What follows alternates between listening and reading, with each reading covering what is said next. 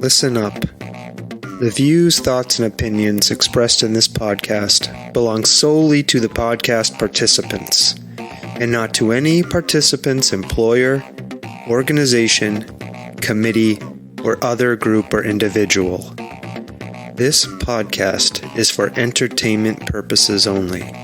You know, for fun. So lighten up and enjoy.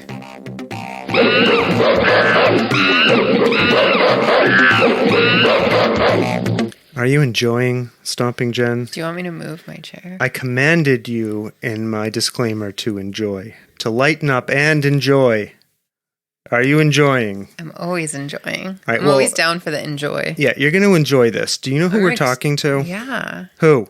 Michele K Lyman. Right. Michele Lyman is the owner of a yoga studio in yoga. South Hadley, Massachusetts, called Serenity Yoga.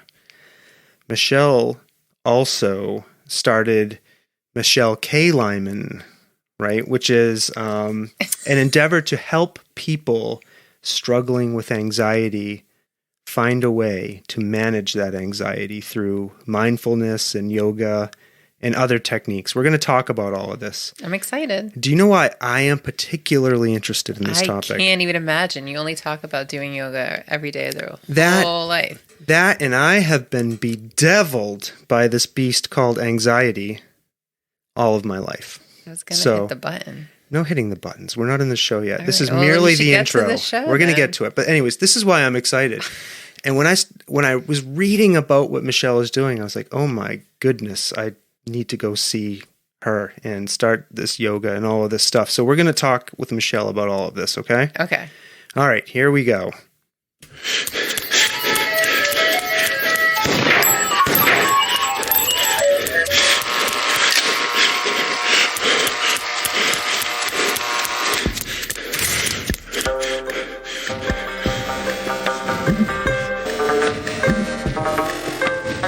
The Soft Serve Podcast. Creamy, delicious ideas without the creepy truck.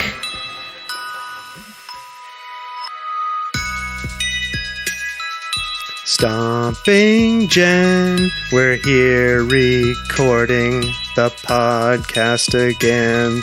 We're going to talk about yoga and anxiety with our guest, Michele Lyman. Yes, please, go ahead. When we changed the music. Yes. I liked the music. You don't like it now that I sing over it all of the time. Every time we start a show, I sing to you. You now sing to me. Because the music moves me. But I want to hear the music. Oh. Well, I'm going to sing over it. Hi, Michele. Oh, my gosh. Hi, you guys. We've dragged you. How are you? Good. How are you? We've dragged you immediately into a dispute about this music. Music is good. Yeah, thank you. I like the do-do-do-do-do, do-do-do-do-do. It bears repeating. That is the one piece I did not compose, but it's been put out there for public use. It was that music was written by one of the members of the Wu-Tang Clan. Wu-Tang. Yes, in response to the racist origins of the traditional ice cream truck music, Turkey in the Straw. Get out. Yeah, so he wrote this and gave it away for free to the world. Right. Yes, to use. And then you butcher it by singing over it. How dare you?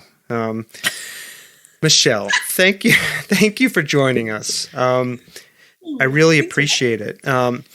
I tried to give a little intro of what you do in terms of you have your yoga studio, Serenity Yoga, and then you also have MicheleKlyman.com, where you work with people using techniques to help them with anxiety. I wanted to give you an opportunity just to add anything additional about yourself that you wanted to. Tell us about Michele. What is going on over here? Yeah, thank you. First of all, thank you guys so much. This is super fun. You both are so great. This is awesome. Well, thank you. I can't think of a better way to spend some time. This is great. So you hit the nail on the head. In fact, I think you probably do a better intro about me than I could, quite frankly. So I run a yoga studio in South Hadley. It's called Serenity Yoga, as you got. And I started that in 2012. Whoa, that was a long time ago. And I did that for, let me back up. So prior to owning my own business, I actually was in corporate finance for many years of my life. And so for about 4 years, I had kind of a corporate job. And I also had the studio. And I really bought the studio because I wanted a place for people in the area to continue practicing yoga. It was more around, I didn't want it to go away. And the woman who was selling it was moving to Boston. And it was like, what are we going to do? And I was like, well, I'll just buy it and I'll just, just runs itself or whatever. And I'll just keep doing this corporate thing on the side. And then about 2 years in, I started to realize I was burning the candle at both ends and really trying to grow both my career and climbing the corporate ladder and becoming the executive I thought I wanted to be. And at the same time, trying to build this business that I was really into. And so about 3 years of going through both of those things together, I got a life coach and was like, help, what do? I need to pick one. And so she helped me decide. Well, she didn't help me decide. She helped me realize that my path was to do this yoga thing full time. So in 2016, I actually left my full-time job and I've been running Serenity ever since full time, which has been a wild ride. And we can talk about that as much as you want. And then the COVID hit, the pandemic, COVID, the thing we all talk about all the time. And I realized pretty quickly that a brick and mortar business was maybe not going to be the future of my financial stability. So I decided to take my private work, which I was doing yoga for anxiety. This moment I opened the studio, I wanted to really focus on that because lots of reasons, and I can go into it. But when COVID hit, I realized, oh, shoot, I really need to start thinking about what I can do that's not brick and mortar. And so what that is for me is online courses and helping people through Zooms. And I still see less private clients all the time. But my whole hope actually is to create and launch an online program that I can help way more people and serve more people going forward. And so I kind of had to create this like side gig because it's not all just yoga. I have different clients for both. It gets confusing. I've had friends say to me like, you're all over the place. And it's like, yeah, that's because you follow both accounts and it gets a little all over the place. Like in one account, I'm talking about low back pain. And in one account, I'm talking about, your overthinking mind. It all is yoga and it all kind of falls underneath this mindfulness yoga umbrella. But the side gig is really just all about me and helping people, as many people as I can online, really, quite frankly. That's amazing. And I have lots of questions for you about all of that stuff. I wanted to start and just ask you what was your entrance into yoga? Like, were you going to that studio when you had an opportunity to buy it? Or it just, like, how did you get involved in yoga as a practice? Like something for yourself. Yeah. Oh my gosh. I was like, yoga, what? So in 2001, was it 2001? I don't even remember. 2001 or 2000. I was living in New Jersey at the time. And we're in New Jersey. Oh, I was living in like the Morristown area. Okay. Stomping Jen is a Jersey girl. Yeah. I was, I'm from Manalapan, Englishtown. You're from where? Manalapan. Morristown's pretty close. Morristown's like right by Toms River. Toms River, yeah. So it's Manalapan, like on Route 9 that goes south, right? Yeah. Manalapan, Englishtown is sort of off Route 9. And then you go south, and then it's like Howell and like Toms River area. Yeah, it's not far. Yeah. I went down there to work for Lucent Technologies after college. Yeah. I was like in the Warren, Morristown area for like 7 years I was in there. Close to the ocean. Kind of, pretty much. Yeah, we would pop down to the shore. Down the shore. Day trip to the shore. Usually stop around the 100s on the parkway just because it was close enough. So anyway, my dear friend Jen was my roommate at the time, and she is a dental hygienist, and she said to me, "Hey, there's this new Pilates yoga studio that's opening right across the street from my dental office. Do you want to go to like one of those classes with me?" And I was like, "What is that?" Like, no, No, I like to drink beer and go out and have nights out in the city. I am not an earthy, crunchy person. This is the vision I had, right? Some tall woman standing on top of a mountain with her hair blowing and making her body in some crazy pose. I was a step aerobics girl. I was like, let's go to the gym and do some kickboxing. So we went, and oh man, if I could even put into words, I've been trying for how long? 20 years to try to put into words what that first experience was like. I had no idea I was going to fall in love, but I did. And I walked in there kind of with this negative, like, what the hell is this attitude? And by the time I left, not only did I feel more stretched out and better in my own body, but I also felt calm, probably for the first time in my life, that I feel like I controlled myself. Like I did the exercises and felt like, whoa, I can manage this crazy anxious mind I have on my own. Whoa. And I know it's really hard to explain, but I know I walked out of there going, oh yeah, no, this is more than just advanced stretching, right? This is more than just moving my body in weird poses. So Jen and I actually got hooked into a teacher training pretty quickly. One of our teachers was like, hey, there's a teacher training. You should do it. We were both like, yeah, all right, fine, whatever. And we did it. It was, for lack of a better word, it was kind of silly. It was the woman who was giving us the training at the time. She was going through, she's getting married. So she was kind of like, yeah, do the work and I'll see you next time kind of thing. She was lovely, but it was just bad timing for us. So we kind of half-assed, I won't lie, but we did get it through it. And then all of a sudden we started teaching, and I was teaching, Friday nights at 7:00 or something silly once a week, and just fell in love with providing the experience I was having for other people. And so fast forward a bazillion years later, I move up to Massachusetts, where I'm originally from. I'm originally from Westfield, and moved to South Hadley and started practicing at the studio I now own. And so, so that's kind of how it became. I was a student. I was also a teacher there. And as the studio changed hands a couple of times, I ended up really kind of realizing I wanted to partake in owning it. It just felt like the right thing to do. Yeah. What, for people who, I think like a lot of people like me think we know what yoga is and we've never done it, right? Like, how do you describe yoga to people, like as a practice, right? Like what is it when somebody's thinking about or hearing about yoga or thinking about doing yoga? Like, what is it? What the heck is it? Yeah. What isn't it? What isn't it, Jen? Good call. You're hired. No, I'm kidding.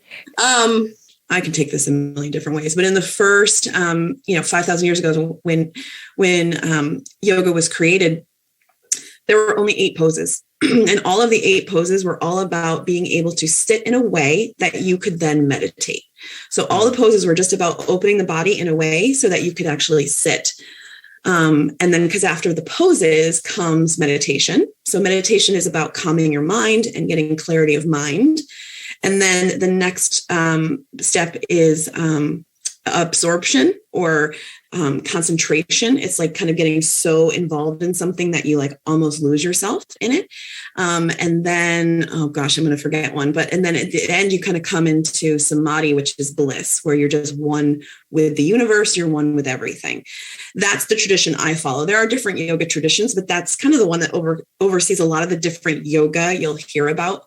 But what ended up happening was yoga ended up not being such a widely popular thing back in India, back in the day. And so what ended up happening was whoever was in charge at the time, I forget the president's name, but he actually said, let's go to Germany. They're doing some really cool stuff with people's bodies there. And it was gymnastics.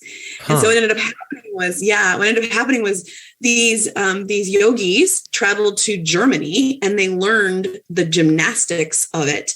And then they brought this cool thing, I'm using air quotes, back to India and said, this is yoga now. These are the postures we can do.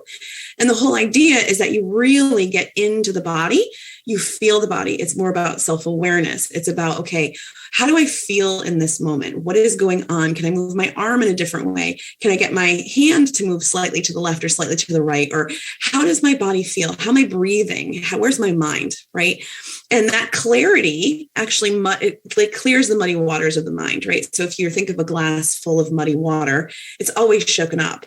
The point of yoga is to really settle that mud to the bottom so that you can see through to your true self, to your connection to the bigger picture, your connection to whatever it is that you're meant to be here for. So that is a really long answer to what yoga is, but it is not just being able to put your foot behind your head. In fact, that's like furthest thing from it. Yeah. I mean, it's great if you can.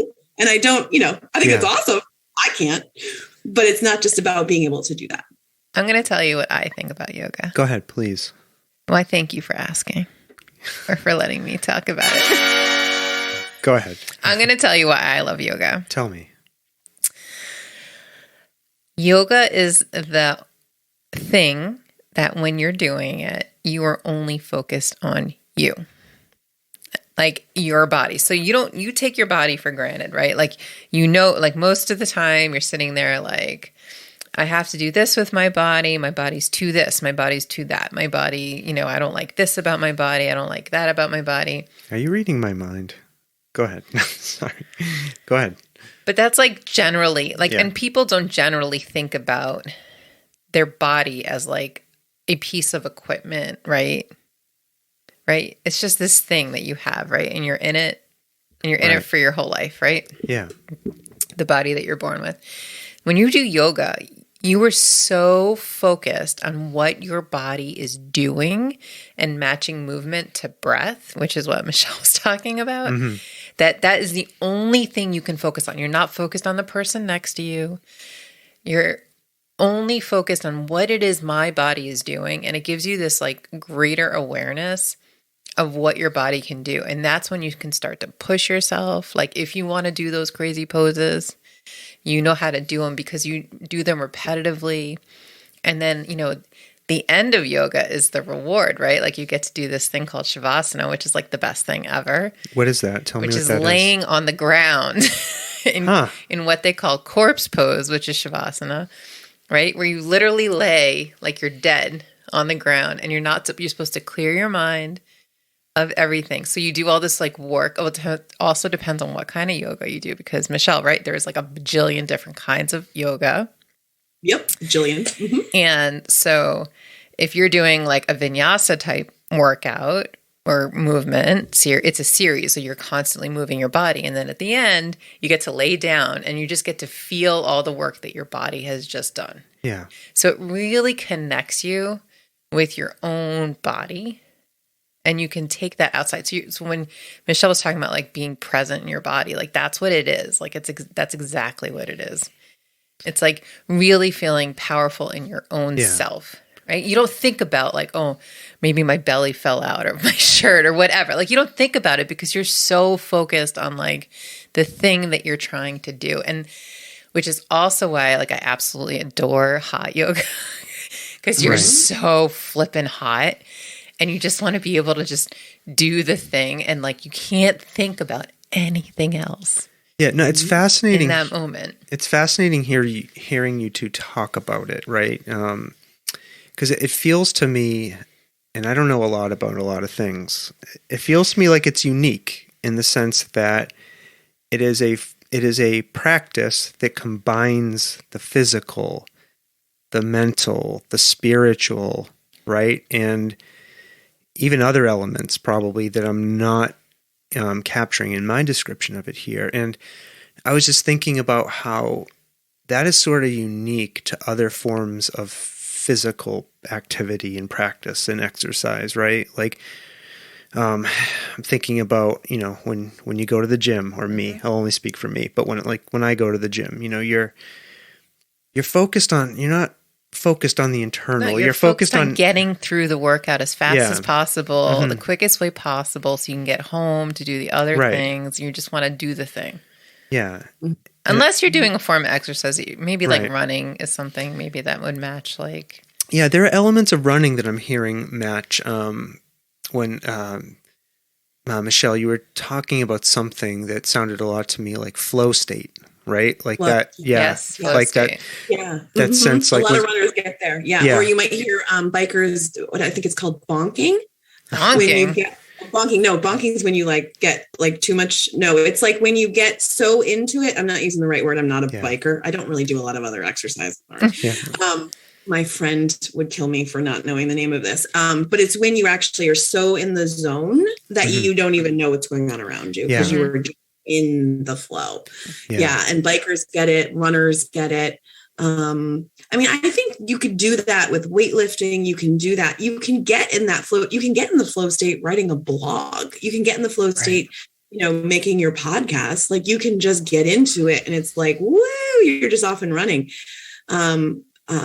But the difference with like going to lift at the gym or like when I hopped on my elliptical in the morning, it's like, let's just get through. It's like, listen to music, read a book. Like, what else can I do to distract myself from this awful thing I'm doing to my body to make me feel better? Yeah, there's definitely that element to it. Like I've never started a run going, woohoo, I want to do this. It's like a death march for me, walking up to the point. And while at some point into the run, like a mile and a half, 2 miles in, I'm starting to feel good, but I would love to do something, a practice, get involved with something where I don't dread it.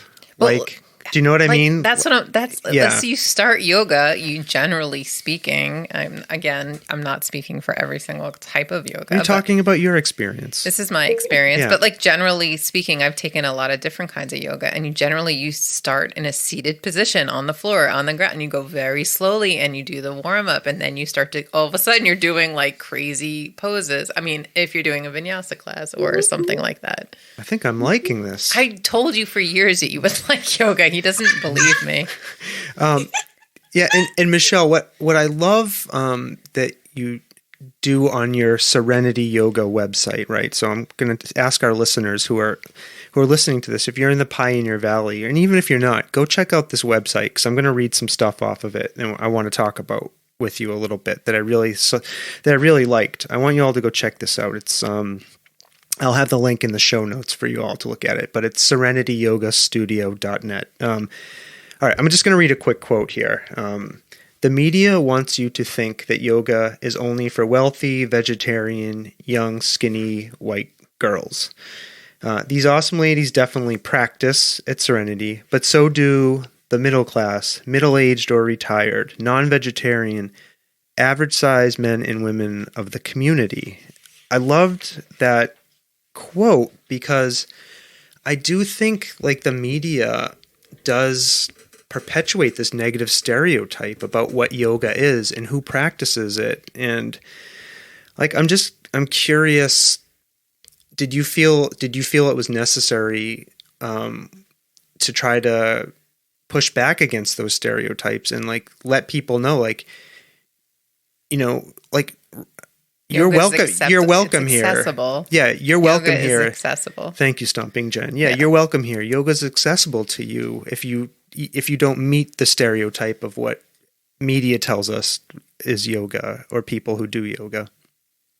That's exactly it. And I am not a typical yogi. Like I have friends that are typical yogis, and I'm using typical in like the media terms, right? They're tall, blonde, thin, can stand in gorgeous poses, and they're beautiful, and they are beautiful. They're beautiful humans. They're dear friends of mine. But when I come to the mat and I teach a class, I'm stocky. I look like I did gymnastics most of my life. I'm a little overweight. I have really big muscles. I'm silly most of the time. And I don't take myself too seriously. Like I drink beer and eat burgers and hang out with my friends late at night. And I do stuff that, I don't burn incense. It bothers my sinuses. Like I don't do the things that the media would make you think yoga is all about. And I will say that I didn't, so it was a little bit of everything. It was a little bit of like, well, wait a minute, South Hadley isn't full of these tall, blonde, gorgeous women. South Hadley is full of people like me, regular, average peeps who just want to get through this thing called life a little easier than what they're doing right now. And so how can I let them know that this is the place for them to come and feel welcome no matter what? And so it was a little bit about me making sure people knew that they weren't going to walk in the door and find, the typical yogi standing in front of the mat. But it was also me about saying like, all right, community, like like I said, it was small. 2012, it was just me doing this on my own and no live stream presence, no online presence. It was just like, hey, if you're in 5 miles, come on over and hang out with us.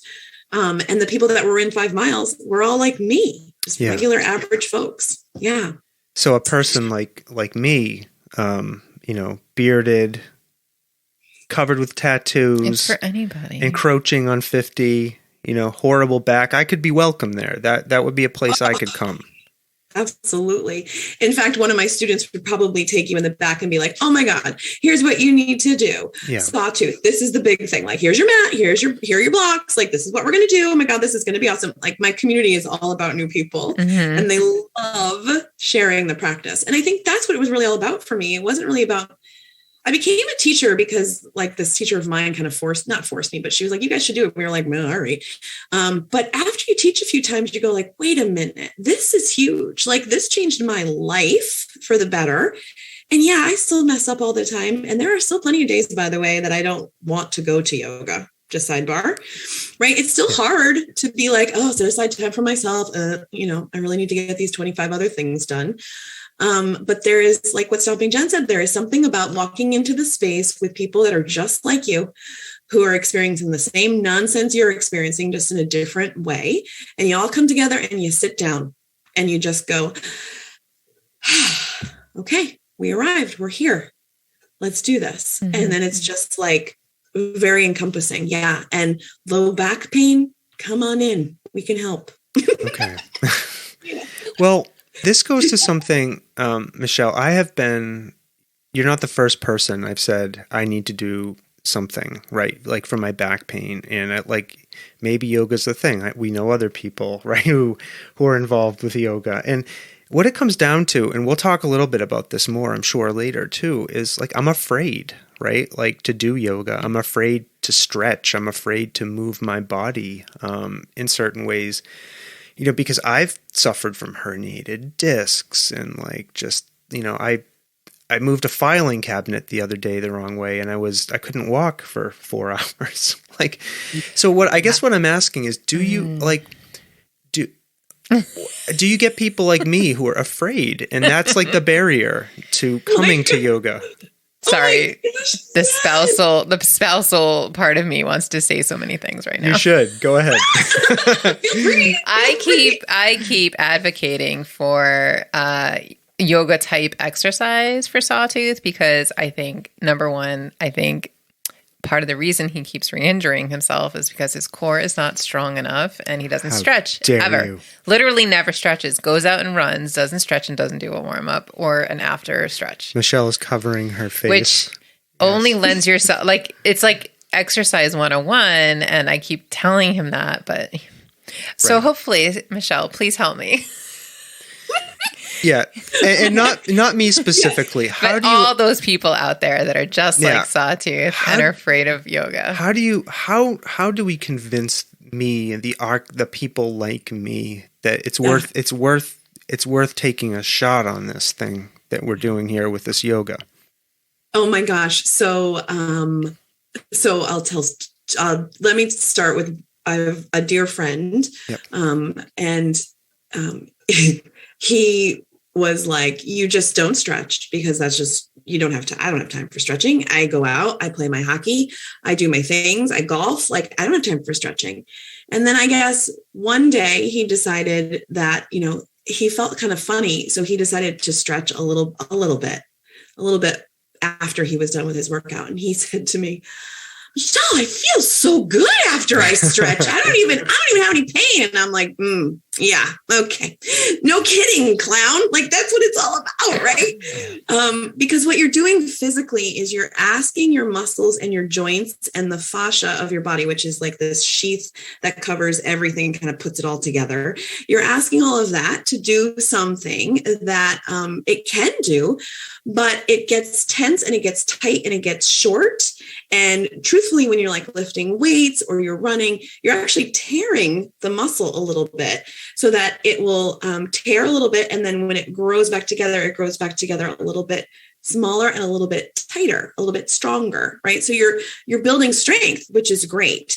But what ends up happening is if you don't take that strength and stretch it back out, you're going to lose the flexibility in your muscles and in your joints. And so when you bend over to pick up a pencil or to move the filing cabinet, just like that, something pops out of place, something hurts, what's going on? Because your joints are so tense and stressed from the tight muscle in between. So that's like the physical response. Mm-hmm. The thing I can tell you is that in a yoga practice, we're not going to say to you, okay, Sawtooth, now just get into Warrior 2, go. Right. Right. Yeah. So it's not like lift for 500 pounds. It's not like, go for a 15-mile run. Whoa. We start with the centering because we want you to connect to the moment of the breath and the body. Feel yourself in the body. So as we move you into Warrior 2, or as we move you into putting your foot behind your head or whatever we end up doing, it's all about self-awareness, right? How does it feel as you lift your shoulder? Does it hurt? Lower it. Does it feel better if you turn your palm up? Does it feel better if you leave it on your hip? Or does it feel better if you reach it over your head? Like, you get to decide where the stretch is going to feel for you, because it's all about self-awareness, which, to Jen's point a while ago, we all live chin up. Mm-hmm. Nobody even knows anything. I love teaching beginners because I'm always like, hi, these are your hands. Look at them, right? It's like, these are your hands. You've been living with them for years. You never look at them. You don't think about them. You just go, they're painful. They hurt, arthritis. Right. Look at them, right? These are your hands. Feel your finger. Move your top knuckle. Like, get intimate or get really curious about what's going on in your body. So while you're doing that in yoga, you end up moving your body in ways and you go like, oh, I can do this really cool thing because I'm aware that it feels safe and I'm not injuring myself. That's the hope. Okay, so it's okay for me to walk, or somebody like me to walk in and just tell the teacher, look, I'm here. I'm taking a chance. Sure. I'm afraid. Here's my history. Like, I don't want to move in the wrong way. And so the minute you feel something hurt or twinge, and there's a difference between an edge of like challenge and being able to maintain your breath and being like, oh, this is a little bit interesting. Like, I'm feeling a stretch, but I can maintain my breath, versus, oh, shoot, this hurts, right? Yeah. Back off, right? So any teacher would tell you that wherever you go. Yeah. I mean, there's like a bajillion, again, sorry, I keep using that stupid word, but modifications, or like, like yoga's so slow that you know where your boundaries are. Mm-hmm. And if you don't, you learn them. Yeah. If you don't, you figure them out. And then the other fun stuff that you learn when you do group yoga, which I know you love, group classes.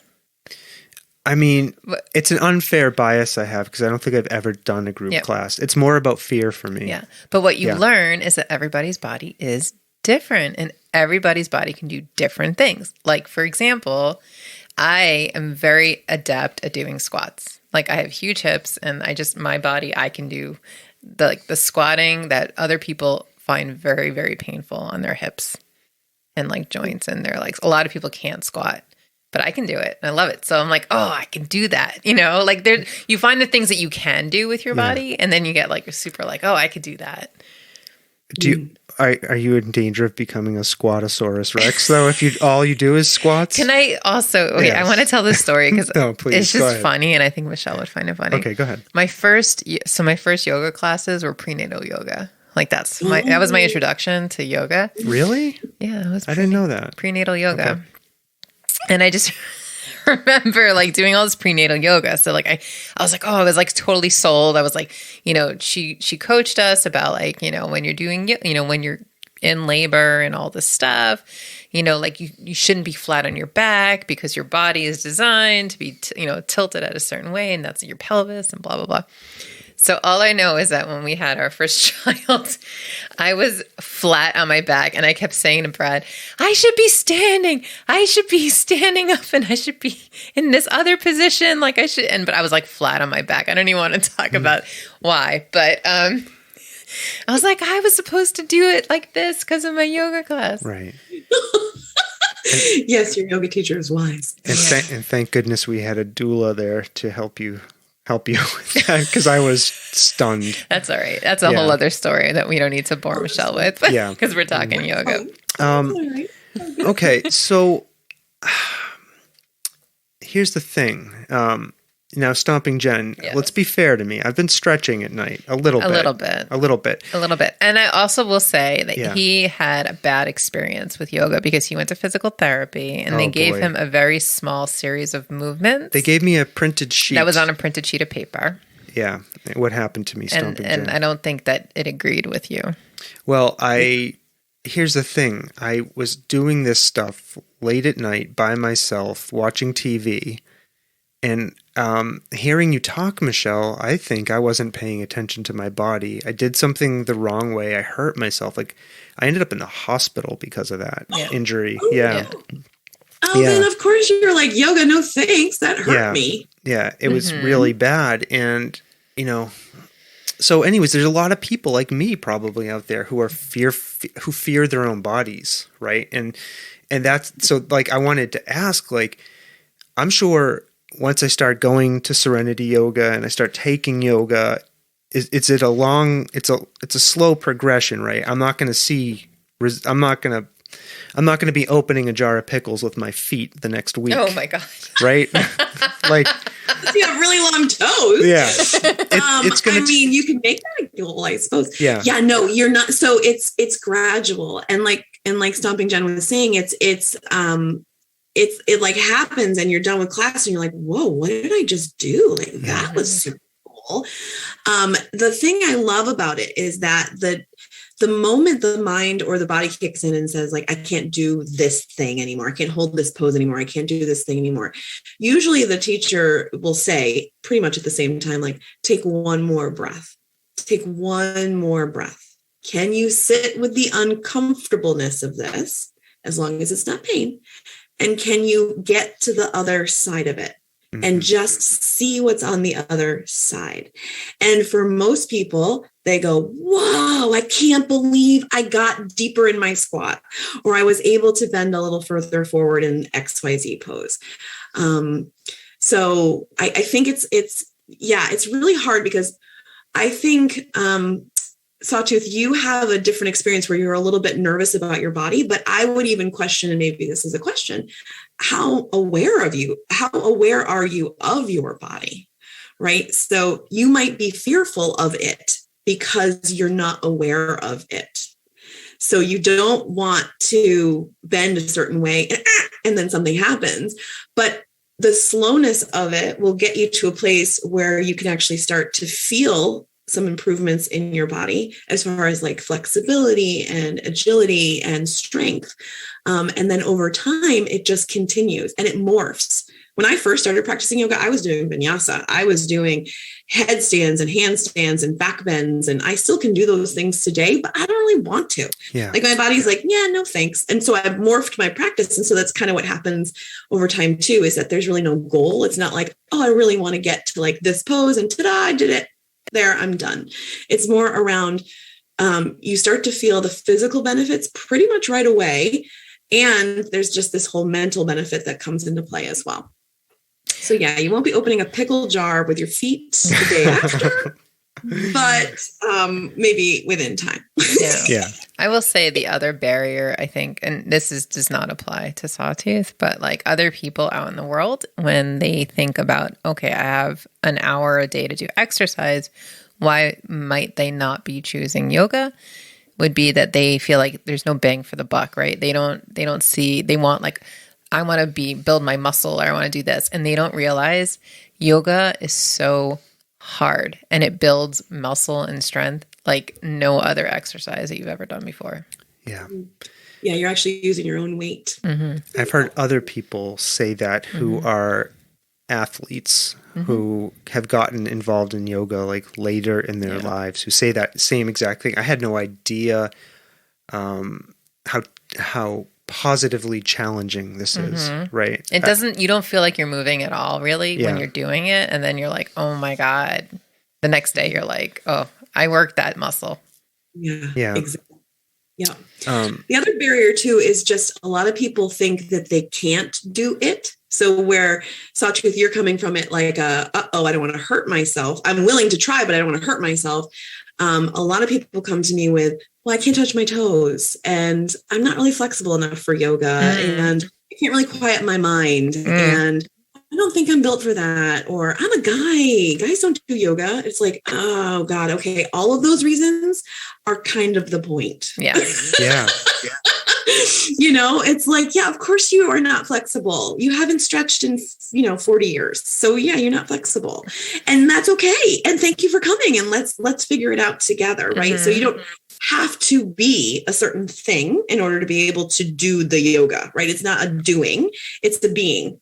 And it's an experience. You're not actually like going to lift 500 pounds. You're not going to do the yoga. You're going to experience your body in a way in which you never have before, using breath, using postures, using your meditation, your mind.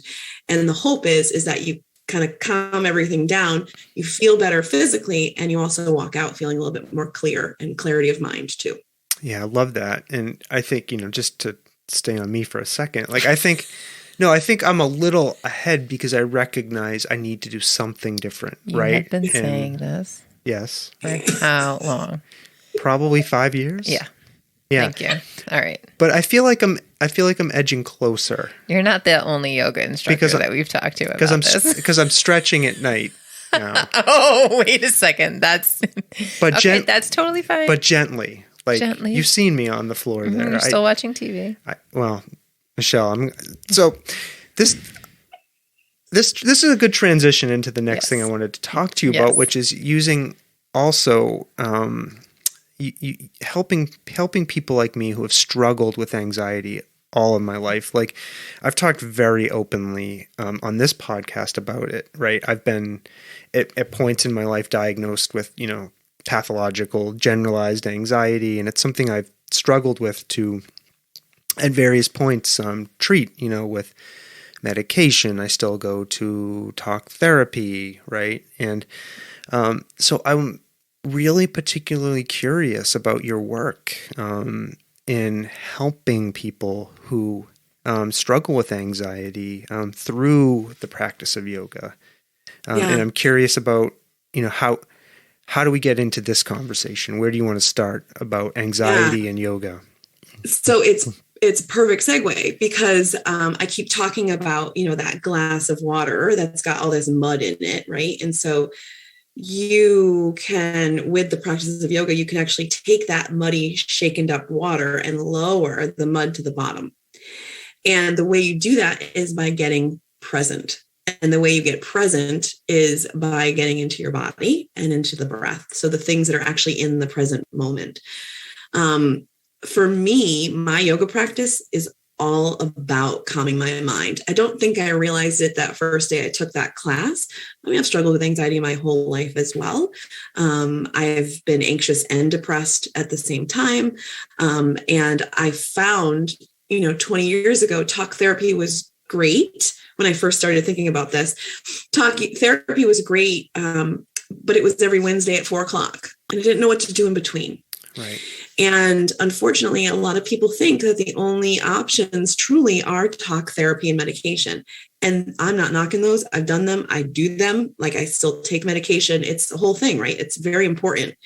I am not going to take your anxiety away. I'm just going to help you figure out how to have a different relationship to it. Your therapist, other things like that are going to be able to help you work through why maybe the anxiety is coming up.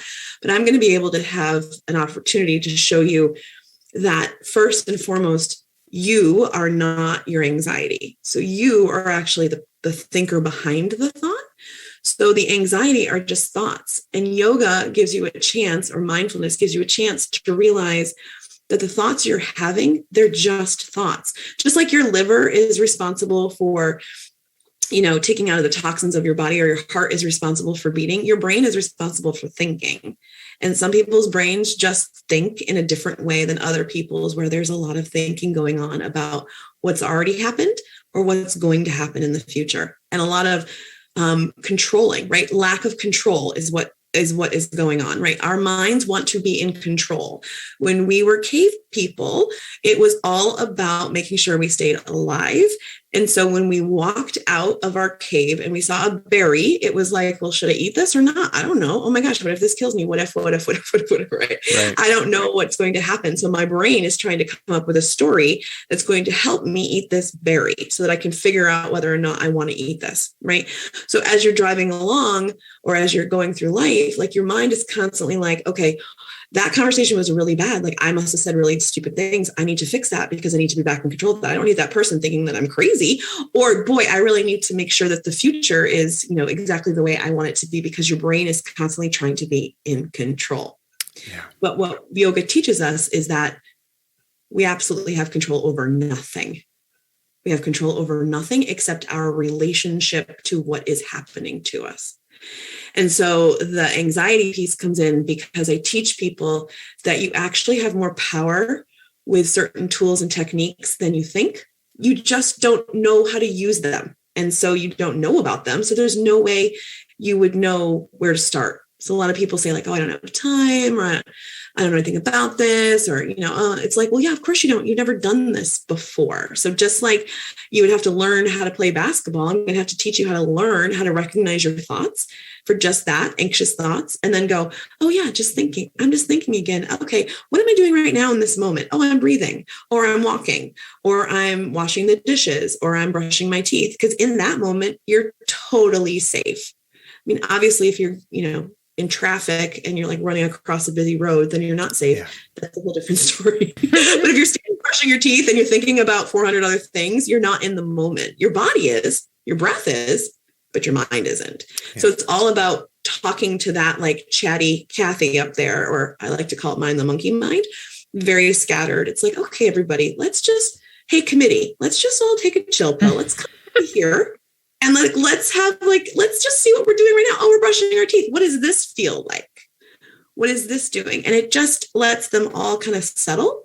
And then when they're settled over time, you end up kind of seeing through it and going, oh, clarity, right? Have you ever had such a problem where you're like, oh my God, I can't even think about this anymore. It's driving me crazy. And the second you let it go, you come up with the answer. Yeah. That's exactly why. Yeah, definitely have that. Yeah. Sorry. I get so excited. I could just talk about this stuff forever. Yeah.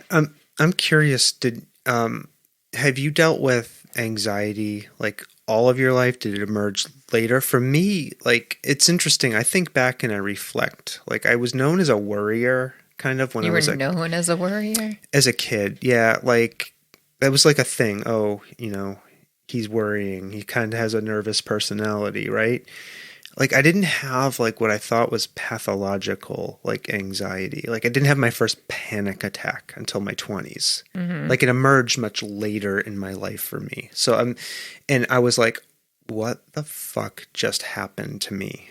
Like, and I didn't, you know what I mean? Like, I had no understanding of what was going on with me. I had never felt, it felt like I was being remote controlled. In a way, like by somebody with a little remote controller. And, that was a frightening thing. So I was just wondering, Michele, like, was it something, did you have a similar experience? Is it something that emerged later for you in life, earlier? I'm just curious. I think there's definitely different types of generalized of anxiety disorder. Some people struggle in just social situations. Some people struggle because of a trauma in their life. Yeah. They're dealing with like a PTSD situation. For you and me, I definitely was the kid who was like, something bad's going to happen. Do we need to tell somebody? Like, we need to tell somebody like something's bad's going to happen. What if I don't get my homework done? What if we don't eat at 6 o'clock? How am I going to get through the rest of the night if we don't eat at 6? And like, I really kind of have to have all my ducks in a row, and my stuffed animals have to be faced a certain way because I need to make sure that they're where they're supposed to be, because if they're not where they're supposed to be, like, mm-hmm. Right? It just was this my whole life. My first panic attack was in my 20s as well. Yeah. And I think, I have no medical reason for this diagnosis, and I don't even really know if I know what I'm talking about with this, but when you're anxious, your part of your brain, that's that caveman part, the amygdala, is constantly thinking that you're threatened because your mind is thinking scary things. Yeah. And although you're not physically being threatened in the moment, your brain doesn't know the difference between an actual threat and and a perceived threat. And so I think over time, you're just building up all this cortisol and you're building up all this adrenaline and you're really like getting hyped up and anxious. And your body doesn't know what to do with all that extra hormones. And I think it just manifests in time and it layers itself like an onion to this point where you just break down. I mean, I was having panic attacks over dying. I'd wake up in the middle of the night and freaking out over death. I would freak out when a plane flew over my head, just flew like, oh my God, I would duck and cry and scream. Oh, my poor boyfriend at the time we're exes now, but when he lived with me, he'd be like, what the heck is happening? It's a plane. What's going on? And it was just like, I couldn't take it until I started to realize, oh, this is all just reaction, right? These are all just stressors that are happening. And these are all reactions that I'm just habitually doing now. They're just coming up and happening because my body is so pumped up with all this adrenaline and all these hormones. And then when, talk therapy got me realizing like, oh, it wasn't the airplane, it was the boyfriend causing me anxiety. Whoops. Yeah. But sidebar, that's a whole other podcast. No, I mean, it was really like, oh, wow. And then knowing that, having that knowledge, when a plane would fly over, I would start to feel myself get hyped up. And it was like, whoop, take a breath, pause, take a breath. What am I doing right now? I'm okay. I'm standing here. I'm feeling my skin. I'm feeling the breeze. I'm noticing the trees. I'm hearing the birds, whatever it is. Plane flies over. And now I don't even hear the planes. So, I mean, you can talk yourself up and you can talk yourself down. And it's all about knowing that they're just stories. So yeah, I mean, I think that to me is what I deal with is generalized anxiety. So when people say like, oh, you really should niche down, right? You should really point to like the person who has the specific type of anxiety. It's like, yeah, that's my type though. My type is general. Yep. Yeah. All types. General, right? It's all types. It's all of it. Mm-hmm. Yeah. Thank you for sharing that with us. And I would imagine that practicing yoga helped you with recognizing and connecting with your body part of beginning to manage and recognize when anxiety is happening in your body. And that's where the hybridization of your interest in helping people with anxiety and using yoga comes in. Am I right? I'm getting this, right? Mm-hmm. I think you are. Well, like all the tools, like if you think about it, like tools for combating anxiety and anxious thinking, take a deep breath. It's like the number one thing they tell you. Yeah. Take a deep breath. Focus on your breathing. Count to 10. Do your breathing techniques. Other things are like, doing stuff like where you're tapping each finger at a time so that you're focused on a task that it's right in front of you and you can control it, right? So the same thing with yoga. You're breathing. You're moving. You're connecting yourself to your body. Yeah. Same stuff. Only just a different application. Yeah. I think, and I want to talk a little bit about your blog in a minute. That's on your Michele Lyman website, which is fantastic. I was skimming through your blog this last week, and you're a great writer. I want to just say that. Yeah.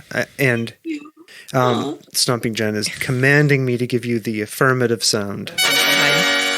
That's our sound of celebration. Yes. Thank you. Yeah. No, really. You have so many excellently written articles on there, just in this kind of space. I definitely want to go back and read through them all. Kind of start at the beginning and work my way up. But somewhere in my perusing through the articles, I saw a statistic there that just over 36% of people who have anxiety get help for it. Mm-hmm. Yeah. Yeah. And I was just like grappling in my mind about why. Like, why is that? Like for me, it was I had a child on the way, and I was like, all right, I gotta get this. I gotta work on this situation. Like this isn't good. So that was my impetus, like that pushed me. But do you have any thoughts about why so few people seek help? Well, the number one thing I think I hear is I don't have time. Mm-hmm. there's not enough time in the day. I'm really busy taking care of everybody else before I can take care of myself. I need to just be taking care of everybody else first. That's probably one of the big ones. But I think the other thing too is a lot of people with anxiety feel that they can just handle it on their own. I'll just handle it on my own, right? Because everybody tells you, you're feeling anxious, well, just snap out of it. It's fine. Why are you anxious? Just stop thinking about that. Stop worrying. Stop worrying. Stop worrying about it. Yeah. Stop worrying about it. What's wrong with you? This is not a problem. Just let it go, right? Well, yeah, that's all nice and fine and good, but not if I don't know how to do that. Yes, letting it go is absolutely the answer, but not if I don't know how. Right. And so I think a lot of people just feel like, oh, I should be able to handle this on my own. I'm an independent, strong-minded mama, father, worker. Person, like I'm just like an amazing human. Why can't I figure this out? Right. It's no different than not being able to manage high blood pressure on your own. Right. Like you have to get help for it. It is a chemical imbalance going on in your mind where you're just thinking anxious thoughts. You can't just stop them. It's literally a chemical imbalance that's happening in your brain. I think too, there's also the general stigma around mental health issues too. Like if somebody is having anxiety or like panic attacks and they are being told that and they don't quote unquote believe in that, then they'll just write it off as I'm under too much stress. That's not the real thing. That's not. Yeah. There's a lot of stigma. A couple things about that because it is the National Depression Month or something, National Depression Awareness Month. I think it's okay to be anxious right now. A lot of people are talking about anxiety, especially since the pandemic. Oh my gosh, right? Everybody's talking about anxiety. Everybody has anxiety. Everybody's talking about anxiety. No one really talks about depression because when you are depressed, you actually don't want to tell anybody. It's like the depression is like, you're so deep down that there's just no way you're going to be able to put the words to it because it is such a stigma around it. Because what if you're just doing it for attention? Or what if you're having a panic attack because you're just looking for a little love or a little hug? Why don't you just ask for a hug? Like, why did you have to go through all that? Like, these are real issues that people with anxiety and depression face every single day. The other thing too, is they don't trust their minds. They don't trust themselves. Right? Because their mind is playing games with them all the time. So it's really, really hard to step back and go, oh, did I just reach out because I'm looking for attention? Ooh, maybe I did do that. Am I the problem? Oh, okay. Yeah, no, you know what? Actually, yeah, it's not me. Sorry. I'm sorry. I didn't mean to be a bother. Like, I didn't mean to annoy you. I didn't mean to put my stuff on you, right? It's not, I need to control this myself. Yeah, no, I'm good. Because there's something about them that they don't believe and they don't trust in themselves because their mind is constantly playing games with them, with me, with all of us, really. Yeah. But some people are just a little bit more better equipped to be like, yeah, whatever. I don't need to worry about that. I think that is a hard thing for people who don't experience generalized anxiety or depression to really understand is that how your own mind can deceive you, right? And how your own mind can push you into a pattern of thinking that you it's almost like you're standing to the side watching it unfold and like you want to do something about it, but you can't. And yeah, that's like a really hard thing to communicate to people who don't struggle with those things. But there's like, you can get help. That's what we want to say here. And there are things you can do. You could see a medical professional. You can get talk therapy, and you can do this stuff we're talking about that Michele is supporting in addition to those things with getting more connected to your body and practicing some of these techniques that we've mentioned a few times. I want to talk a little bit about what some of them mean, right? Before we do that, I just want to mention one thing. What? So I was just thinking, like, for me, the longest time I was going in these like cyclical patterns, right? Of like super anxious thinking. I'd be okay for a while. Super anxious thinking. I'd be okay for a while. For me, and I'm only talking for myself, like the thing I didn't realize is when I cut alcohol out of my life, like a year and a half ago, that was one of the magic bullets for me, because alcohol And he still has anxiety, by the way. I still have it. Yeah. I'm not like, I'm not cured. He's not cured. I still have it, but I don't feel as dysregulated, right? So like if you're somebody like me who thinks you're doing all of the other right things, like, you know, you're exercising, you're in therapy, like, and like you still have a missing piece, like, I don't know. For me, it was alcohol. Like maybe there's something else. And I got there through deep introspection and reading, and, you know, maybe deep introspection through something like yoga can lead you there too, to look at other pieces of your life that might be causing dysregulation, you know, like, I don't know. I just wanted to mention that. Mm-hmm. Yeah, there's a reason for that though too. What is it? Well, because alcohol puts you in a cycle. Yeah. And that's what anxiety is too. It's a cycle. Like, because sorry, I don't want to get too far into. I mean, we've talked about all of this before. Yeah, but like, I mean, I had to go to therapy so I could learn how to interact with you when you were anxious. Yeah. Like, yes. Right. I mean, and that was like an important piece of our relationship, is that I need to be understanding of what to say, what not to say, how to help you manage and get you back to square one when you're having catastrophic thinking or all of that. Yeah. Real talk. I mean, it takes, it's not just one thing, right? And there are many, many things that can help. Mm-hmm. And, you know, as I hear Michele talking about, you know, what she does in working with people with anxiety through coaching and yoga, you know, and some of these tools you can use, you know, I'm just want to say to people, it might take multiple things, right? Right.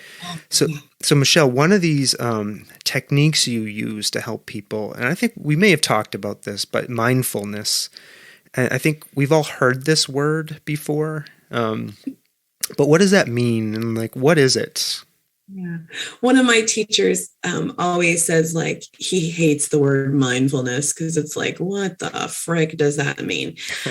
There's really no other way to say it. I think I use it because it's what people know. But truthfully, it is the practice of being aware, self-aware. It's self-awareness.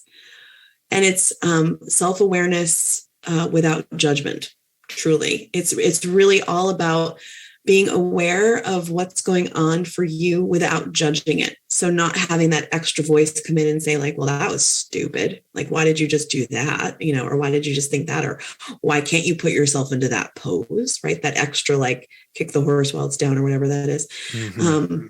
So it's all about non-judging awareness. It's all about non-judging awareness. This is what mindfulness is. Mindfulness is being aware of what you're doing. So you can be mindfully eating, right? So don't watch television and look through Facebook and eat, right? Like, do one of those things.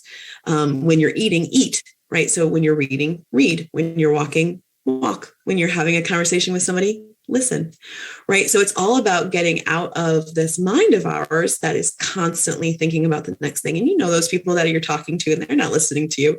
They're just trying to think of the next thing that they're going to say in conversation to what you're saying.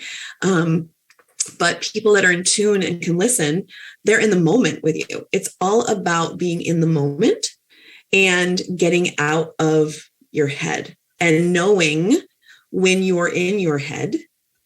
And being able to say, when you just said, Sawtooth, that, you know, you were like having an out-of-body experience where you're kind of like watching all of this happen. Yeah. That person watching is your true self. And that person watching is going, oh my goodness, look at all these thoughts. Look at all this crazy stuff that's happening right now in this brain of mine. What in the world can I do about it? Instead of keep watching the movie, right? There are tools you can do. You can breathe. You can get in your body through a practice. You can use your 5 senses to get very clear about what's going on. You can direct your energy downward to help you feel more grounded. because your anxiety is kind of an upward and out thing. And if you think about it, you know, even if you're just sitting there and you're super anxious, you're probably exhausted because there's no energy in your body. It's all going up and out, up and out. So bringing it in and down helps you ground. So having that out of body experience really is that witness. And so that self-awareness is you going, oh my God, I'm standing on the side of the road watching this crazy story in front of me. Okay, what am I going to do about it? I'm not going to be mad that I'm having this crazy story. I'm not going to judge this crazy story. I'm just going to choose something different. And it's that non-judging awareness. That's truly what I believe mindfulness means. But if I said to people, oh, I'm going to teach you non-judging awareness, people are like, oh, what is that? But mindfulness is like doing things in the present moment, being here in the now, because that's all we have is right now. Even in the earlier part of this conversation has already happened. When we go to end it, it hasn't happened yet. Yeah. This is it, this moment right here. And in this moment, we're all safe. We're all fine. We're having a lovely time. I'm enjoying this very much. I don't need to be worrying about what time is bed and oh my God, what am I going to be doing tomorrow? No crap, I really got to get that blog done, right? That's all later. That's all later. So yeah, so that's what I teach is like here, okay, you're standing on the sideline, you're watching this crazy stuff happen. What can you do when you go, whoa, I'm having an out of body experience? It's that moment of going, oh, okay, I have tools. Where are they? Where are they in my toolbox? Yeah. And that's what I teach people. Yeah. Mindfulness. I like that. Yeah. Self-awareness without judgment is what I call it. And can you learn to be mindful while practicing yoga? Is that something that is that part of what you do with people? It accidentally happens. And I think that's probably what drew me to it, is because the way we teach it isn't, okay, everyone hop into Warrior 2 now. Yeah. It's, okay, let's be aware of how your body feels, because your body's in the present moment all the time. It's never in the past, it's never in the future. So your body is currently here. So, okay, in your body right now, what does this feel like? So awareness. Oh, okay, this is interesting. I like this. I don't like this. Oh, I really wish my arm was higher. No. Without judgment, right? Yeah. So we teach that in our poses. Don't look at anybody else. Don't worry about what you did yesterday. Don't worry about what you think you can do tomorrow in this pose. Like, what are you feeling right now in this moment? And be okay with what is, because your body is coming to this place right now and it needs whatever you're able to give it. Don't push it. Don't judge. And so you learn these things and you kind of just, it's like over time, you kind of go like, whoa, wait a minute. I think I just learned non-judging awareness. Like I just did by practicing pigeon pose, right? Or like by practicing a forward fold, like, oh, my body has limitations and I'm okay with that. Cool. Right? Yeah. Yeah. So you learn it through, one of my dear teachers, she teaches my vinyasa class, and I'm dying to get her to write a blog because I think her experience is just so incredible. But she always says to me, Michele, the weight of the mind is through the body. The weight of the mind is through the body. You got to get into the body first. Get out of your mind, get into the body. And I think that's true specifically for anxious people. I can't just tell my clients who have anxiety, can you imagine, Sawtooth, when you were having your most highest anxious moments, for me to say to you, okay, let's sit down and meditate. Let's just... You'd be like, F you, babe. What the hell are you talking about? This is bonkers. I can't stop this crazy mind of mine. We move. Walking meditation, moving the body, get out of your head. Yeah. And like you were saying, it definitely, anxiety is one of these things that compels an outward expression, right? It's like you were saying, it is definitely like this thing that needs to get out of you. It is like a monster trying to break out of your body, like a beast. And I think there's an article on your blog, one of your blog posts about the beast, the beast of anxiety, and it really is. And like one of the things I think people, Stomping Jen, you understand this, I know you do, but it's just like how exhausting anxiety can be, like physically tiring, right? Like the mental processes can be of it. And I can only help but think that in my mind, I don't know anything about this. It's because you're not expressing it like physically somehow. And that's why I think something like yoga and a practice practice that is mindful about using yoga, using your body to help people with anxiety could be really beneficial. That's why I think maybe it's particularly helpful. Yeah. Yeah, I think there's that, but also there are other ways, like back to running. I'm sure when you go for a run, there is like that quality of meditative in the moment, in the now, right? So whenever you're in the moment, in the now, whatever that thing is for you, my aunt loves to crochet and knit. Yeah. And she just goes right in, and it's like peaceful, right? Some people love to put puzzles together. Like it's whatever the thing is for you, journaling, like whatever the thing is for you that you're going to do, that's going to get you to come here, right here. And that is really hard. And it is a beast. Oh, and then just to add this other point, right? So also when you're drinking, I should really learn these lessons too. But yeah, when you're drinking, you're impaired. You're like chemically impaired not to be able to notice that person is actually watching the movie, right? So you're going like, wait, I'm in the movie. Wait, no, I'm outside the movie. Wait, I'm in the movie, because there's no boundary. Right. And you can't actually separate because the mind is all jobbled up with alcohol. Yeah. That's part of it. Yeah. And I just want to add too, and like I was only talking, Stomping Jen, I was only talking for me, about alcohol. Cause there are lots of people who can drink and responsibly and be okay and have it not completely tip their apple cart over, It took me a long time to learn that I'm just not one of those people. It just dysregulates me. Yeah. Yes. What a great word, dysregulates. Yeah. And I think that's hugely about self-awareness, right? So everybody, the whole point of this is for you to learn what works for you and what doesn't.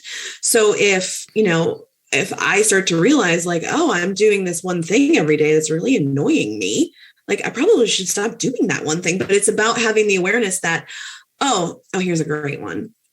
A lot of people will come to me and be like, I just can't handle what's going on in the world right now. And it's like, okay, well, how much news are you watching?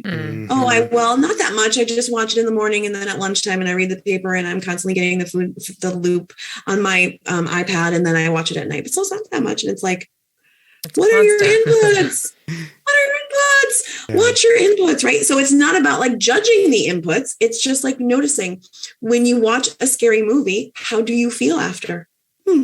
I know scary movies trigger my anxiety like no tomorrow. So I can't watch scary movies because I know what they do to me. I don't like that feeling. I don't like having a big, giant, anxious feeling. So it's all about recognizing what works and what doesn't work for you. And everybody is going to have a different experience, 100%. Yeah.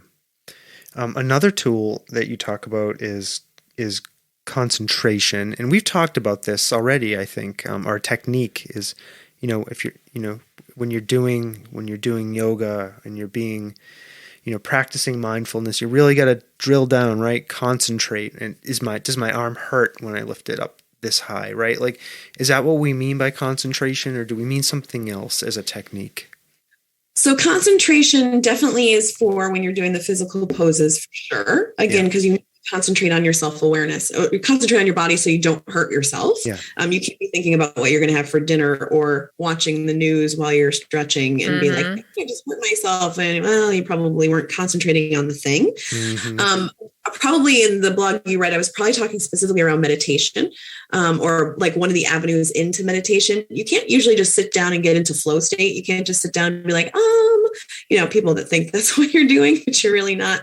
You got to calm the mind. Even if you're not a person with anxiety, your mind is still really busy and very, very foggy. And so concentration is like this laser focus that just takes all the noise and just that monster and just puts it down into like minor things, so that you can get laser focused, so that you can actually kind of step back and go, how cool. Now I'm in the flow, right? So it's like this moment of being like, whoa, this is so cool. I'm so concentrated. I mean, how many times have you like been involved in a project or something and you look up and you're like, whoa, an hour just went by. Holy crap. Like I was just so focused that I just lost like all sense of everything else, right? You just get so focused. Your mind isn't busy doing anything else. So yeah, it's a little bit for the body. Well, it's for everything, but it's specifically when I probably was talking about it for meditation. Yeah. And we've heard that word a bunch of times, meditation, right? And I'll be honest, I'm not even sure I know. Like, I think I know what a popular culture interpretation of meditation is. But Michele, from your perspective, like as a practitioner, what is meditation? Yeah. So the simplest way I think I can describe it is that you're not actually trying to quiet the mind, which is what I think a lot of people think it is. You go to the top of a mountaintop and you try to quiet the mind. You're watching the mind. So it's actually stepping back and finding the seat of the witness is what we call it.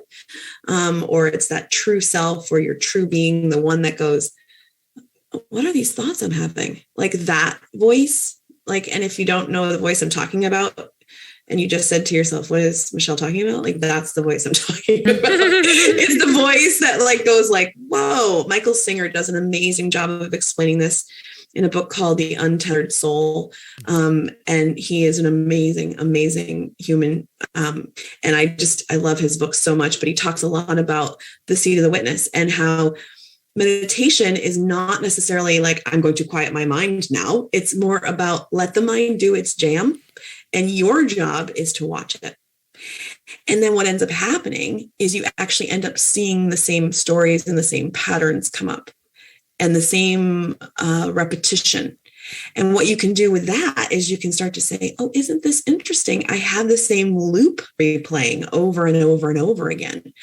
I want to investigate now what this loop is about, right? I want to go talk to my talk therapist or sit with it a little bit and figure out what is this loop about? Why am I constantly worried that this plane is going to fall out of the sky and land on my head?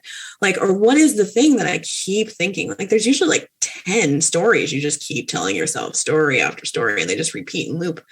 And so you get to actually take a moment to go, oh, wait a minute. I want to investigate that and potentially come up with some clarity around it and maybe even move it to the side and get to the next loop and get to the next loop and get to the next loop. So it's all about clearing out the things that are keeping you from feeling free. It's all about the things that are kind of in your way and just figuring out how to move them to the side and feel a little bit more bliss, a little bit more calm with what you're going through at the moment. I don't know if that makes sense.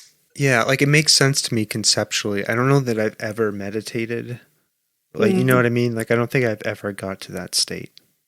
Where you're just watching the thought. Yeah. You're not diving into it. Right, yeah. You're just letting it come up. It sounds interesting. It sounds like something I would want to try to do. Honestly. It's kind of trippy. Yeah. It's kind of trippy because you're kind of wait, what? I don't understand who is this witness thing. But the second you tap into that, you're oh, it's so Headspace, the app Headspace does a really cool job of kind of explaining how it's you're sitting on the side of the road and you're watching the cars go by. And some cars are blue and some cars are red and some are big and some are small. And you're just sitting there hanging out. You're just chill. And then all of a sudden, the next thing you know is you're in a car and you're going up and down the hills and you're flying around fast curves and And the second you realize you caught yourself in a car, you're let me out.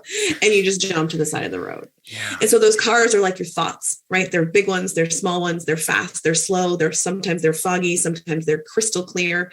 But your job is to watch them. And when you get caught in a thought, when you're off scattered about, thinking about 400 things, which by the way, you're going to do 900 million times, a bajillion times.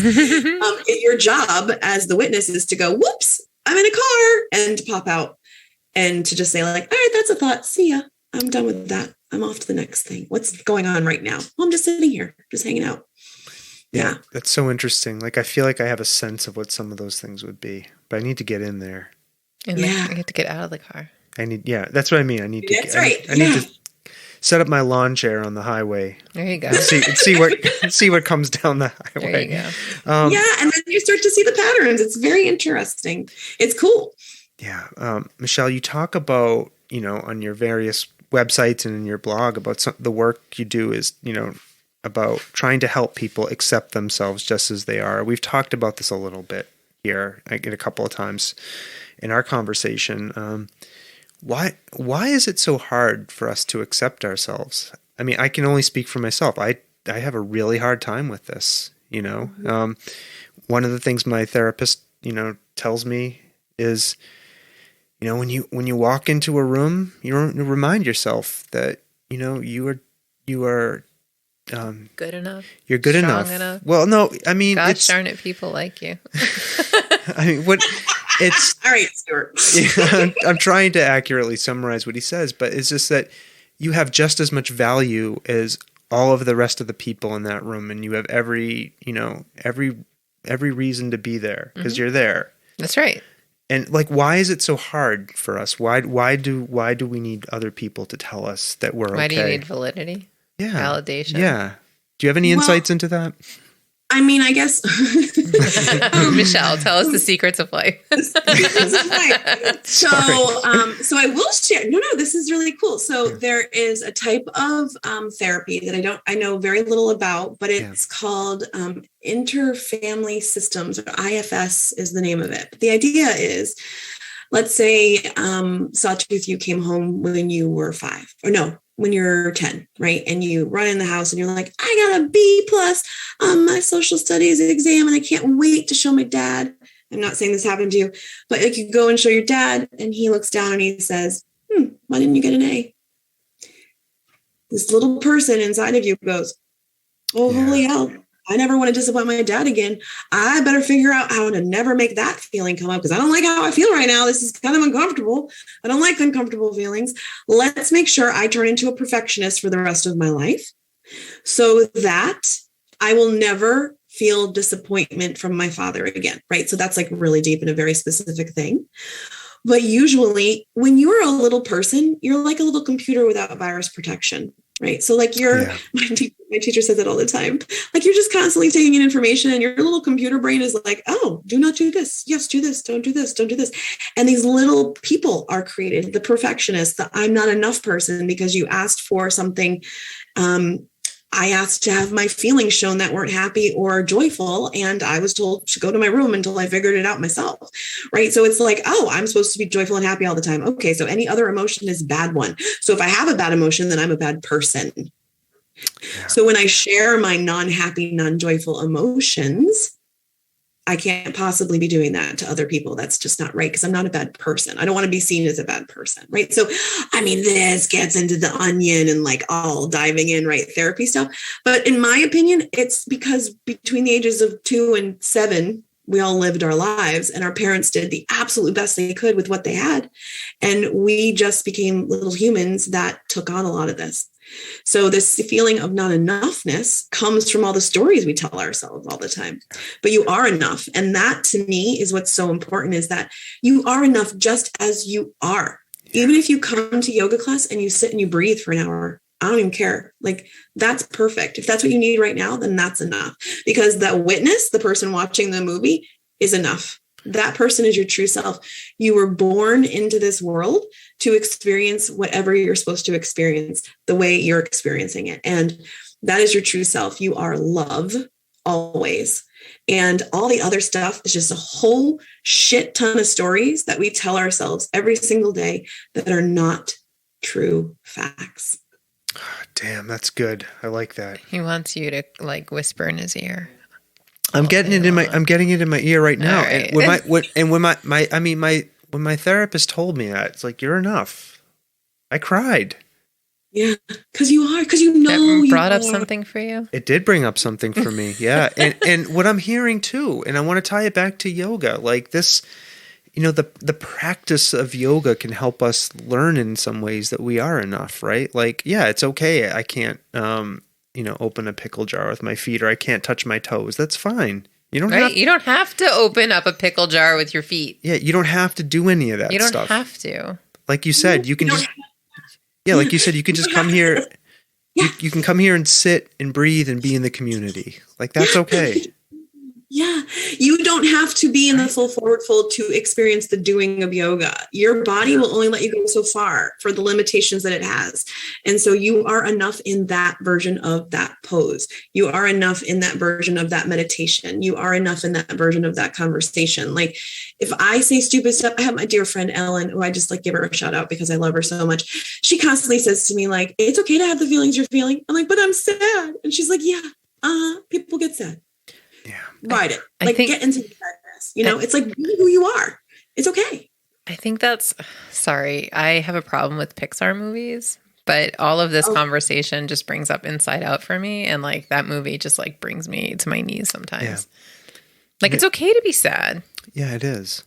Michele also wrote a really good blog post about apologizing too much. I'm a chronic over apologizer. I apologize for everything. I walk into a room and I say, "Oh, I'm sorry." Like, am I here? Am I early for the meeting? Oh, I'm sorry.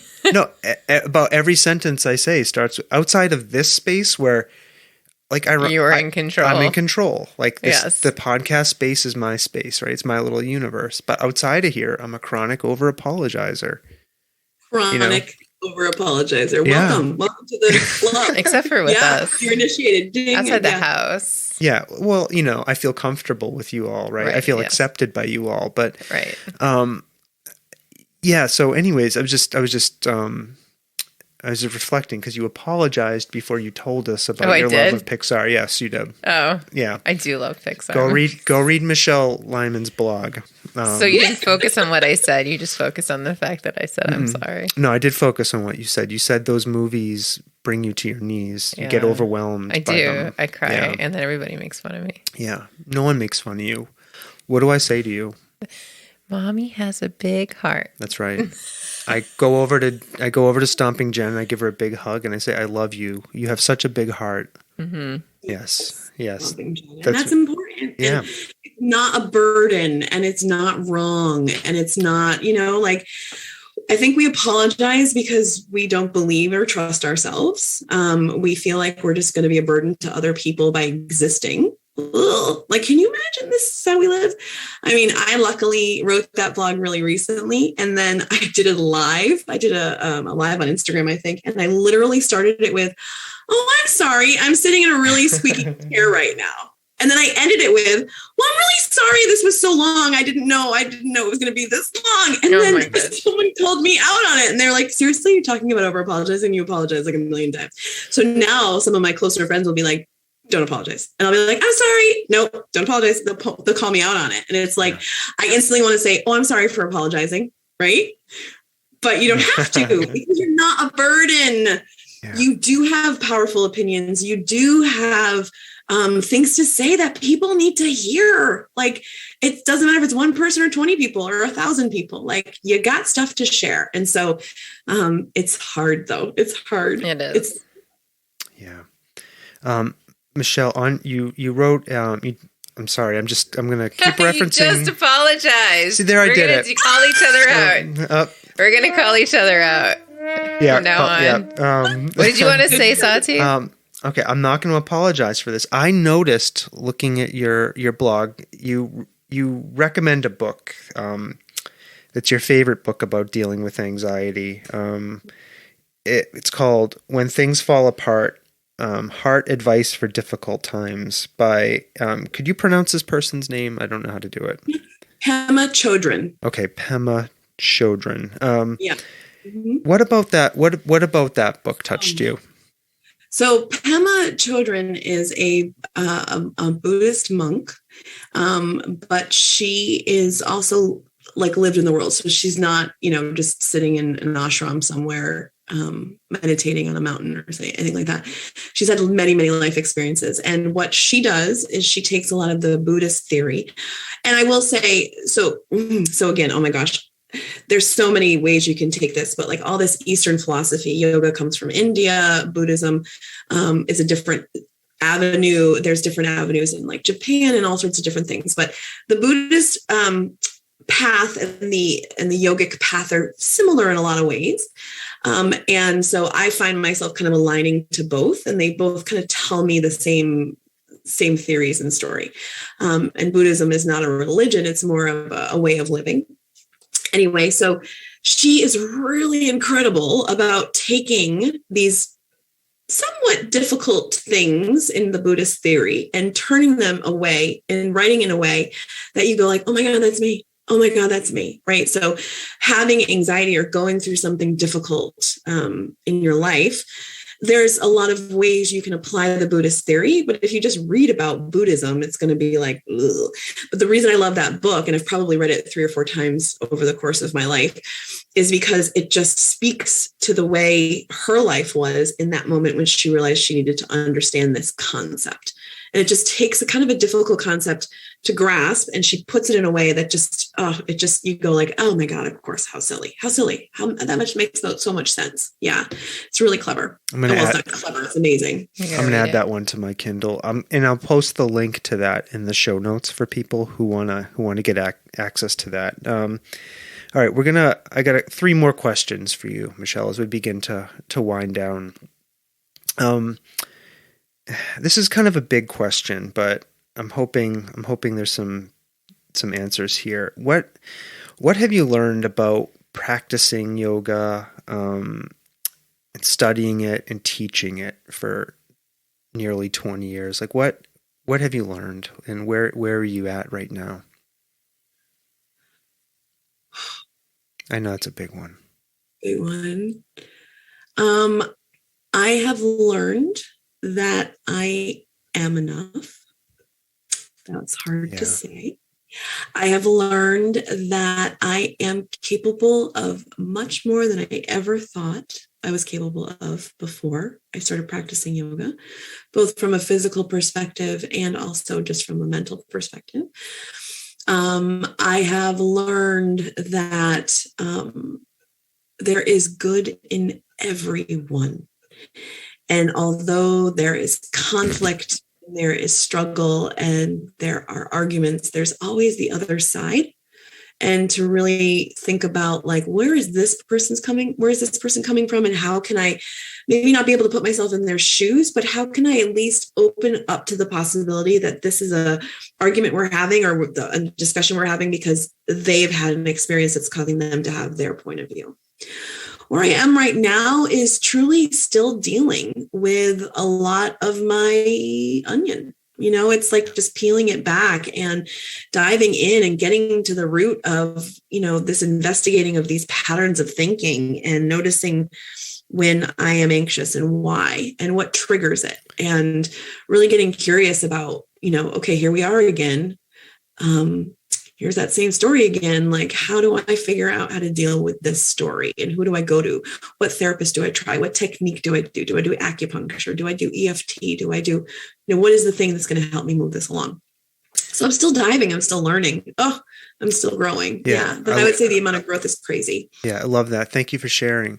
And I know one of the things I'm kind of discovering too is there may not be an endpoint, right? Like it's going to be a endless process of discovery and refinement and,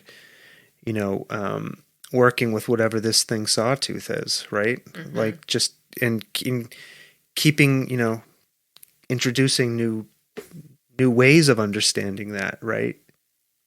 I feel like we just did another episode of like a sawtooth therapy. Well,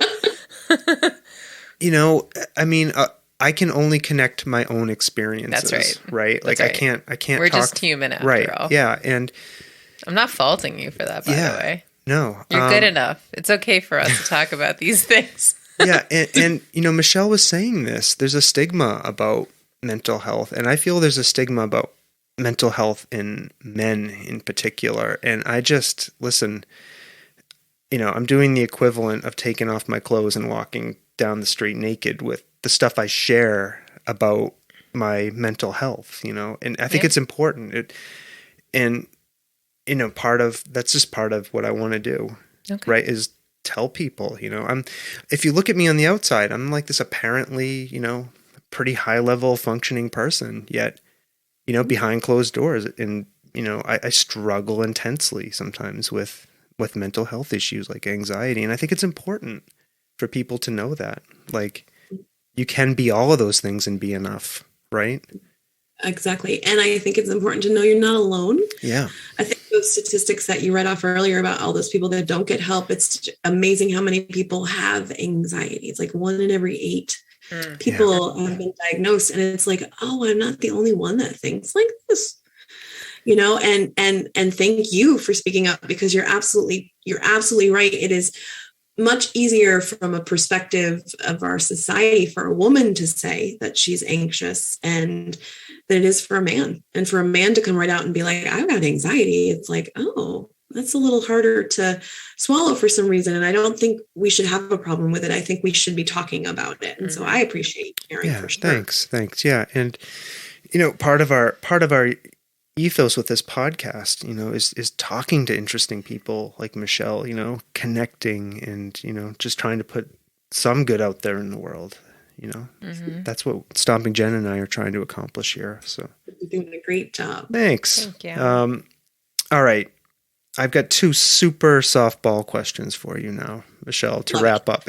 So, so when you're not, what do you like to do that's not yoga related to kind of connect and recenter yourself? Like, what do you like to do for fun? What do you like to do for fun? I think for fun.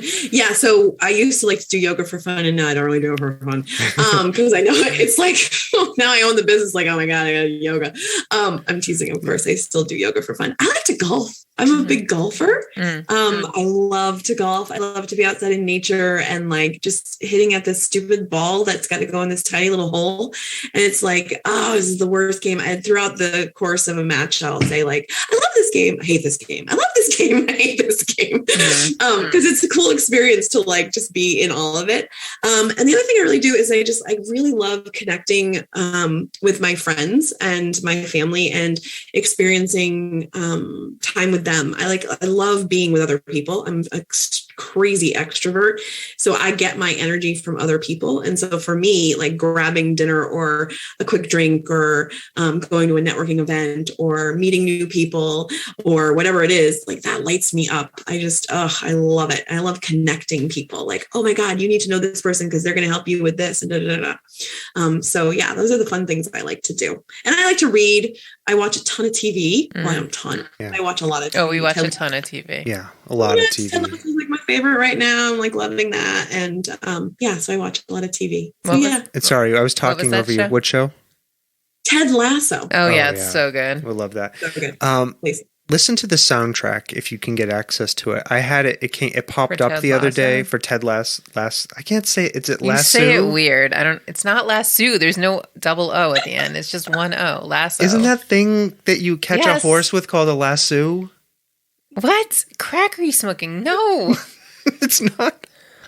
I thought it was a lasso. No, I'm not kidding. There's a lassie and then there's a lasso. All right, I give up. I can't say it. There's no such thing as a lasso. Does not exist. All right, forget it. Ted Lasso. I can't even say it. Ted Lasso. Yeah, the soundtrack is amazing. It's really good. And it kind of like invokes the vibes of that show. Yeah, right. It's a good show. I don't know. I haven't listened to the soundtrack. Listen to it. Okay. Yeah. Okay. Our last question, Michele Lyman, is what have you experienced that you can't explain? Now, we ask this question of everybody. Some people are surprised by it. Some people have an answer right away. Others don't. And any answer you have is fine. Or if you don't have one, that's fine too. But what have you experienced that you can't explain? I can't? Yeah, explain? That you cannot explain. Yeah. Will mystical music help? Sure, you can try. Okay. No. Very spooky. Spooky. It's like a haunted house. For me, I definitely have had moments of what in yoga we would call like that bliss, where you are just dropped in and you get to actually just be one with the universe. And it's impossible to explain. It's happened to me twice. Both times have been on retreat. So where you like dive in for like 9 days and it's like on the 8th day, right? So you really got to get that mind quiet and you really got to drop in. But dropping in to the point where you concentrate and then you flow and you let go. And once you let go, it's like, wow, you are like one with the universe. It's crazy. It's crazy. And it's a blip on the screen, but it's amazing. It is a pure moment of love and joy and just I love that. There's no word. Thanks for sharing that with us. That was great. Sure. I want to achieve that someday. Stomping Jen. You can. You too can achieve zen by doing yoga. So Michele Lyman, listen, I really enjoyed our conversation, and I've been working up to this for a long time. I think I'm almost there. Oh my God. Where I'm going to try yoga. What can I do today? Michele, make him a deal. What can I do today to put you in my yoga studio? No, I feel like, okay. I feel like You'll I'm get getting there when you get there. there. I feel like Everybody has their own journey in life. Yeah. I can't thank you enough for talking with us. Thank you guys. This has been so great. And thank you for just being so open to these conversations and honest. And I think it's so important for people to hear this side of things, which is just awesome. Thank you. Yeah, thanks. So people listening to this, I have a few things I need to ask you to do. Right, Stomping Jen? Mm-hmm. First and foremost, I'm going to look at my list here. You need to go check out Michele Lyman's stuff, okay? There is the Serenity Yoga Studio, okay, in South Hadley, Massachusetts. Now, I don't want to hear I live in California or I live in Tennessee, so I can't do that. Yes, you can. These classes are available online. Okay, you can stream these classes. There are lots of options available for you. So I will not accept any excuses like that. We're going to go on to this Serenity Yoga website. We're going to look at these classes and we're going to seriously consider them. We're going to take some. This is where we have to Baby steps. We have to draw a line. It's fine. And we have to tell people this is what they need to do. Okay. People being him. So check out check out Serenity Yoga Studio. Also check out Michele's other website where she talks a little. The blog lives? Yeah, well, no, it's where the blog lives, and it's where Michele talks a little bit more about her practice, kind of integrating, helping people with anxiety and yoga. Okay, check that out too.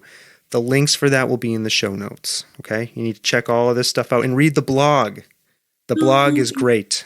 And if they want to, I have a guide that I tell people to check out too. It's like a little 5-page PDF guide. It's called The Essential Guide to Coping with Uncertainty and Anxiety.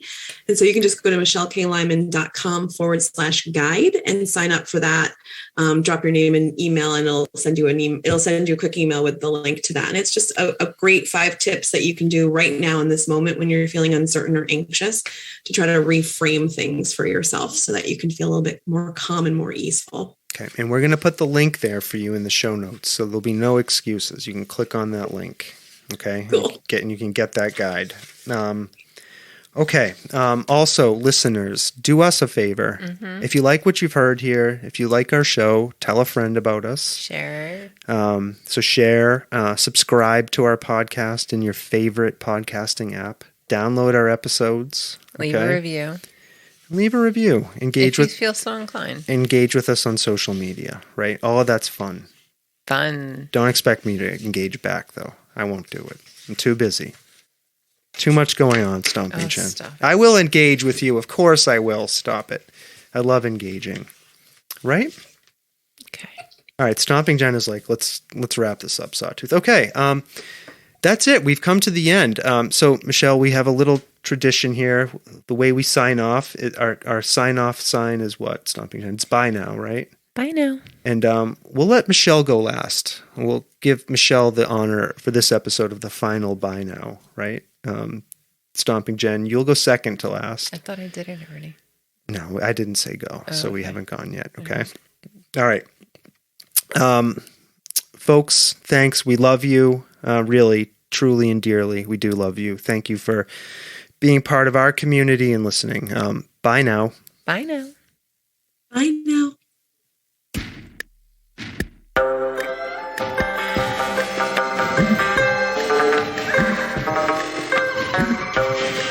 This world of ours, ever growing smaller, must avoid becoming a community of dreadful fear and hate.